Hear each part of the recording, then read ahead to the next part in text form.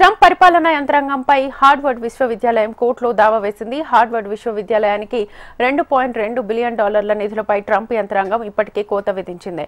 తాజాగా మరో $1 బిలియన్ నిధుల కోతకు అమెరికా ప్రభుత్వం ప్రణాళికలు రచించినట్లుగా వార్తలు వస్తున్న నేపథ్యంలో హార్వర్డ్ ఈ దావా వేసింది. హార్వర్డ్కు నిధులు నిలిపివేయడం ద్వారా విద్యాపరమైన నిర్ణయాలపై నియంత్రణ సాధించడానికి ప్రయత్నిస్తున్నారని కేసు దాఖలు చేసింది.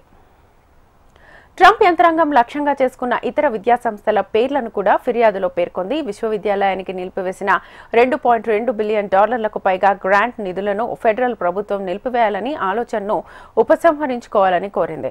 గత వారం హార్వర్డ్ తన చట్ట విరుద్ధమైన డిమాండ్లను పాటించడానికి నిరాకరించడంతో సమాఖ్య ప్రభుత్వం విశ్వవిద్యాలయంపై ఇటువంటి చర్యలు తీసుకుంటోందని హార్వర్డ్ అధ్యక్షుడు అలాన్ గార్బర్ పేర్కొన్నారు. ప్రభుత్వం తీసుకుంటున్న నిర్ణయాలు వారికి ఉన్న అధికారానికి మించినవి అయినందువల్ల తాము న్యాయస్థానాన్ని ఆశ్రయించామని అన్నారు.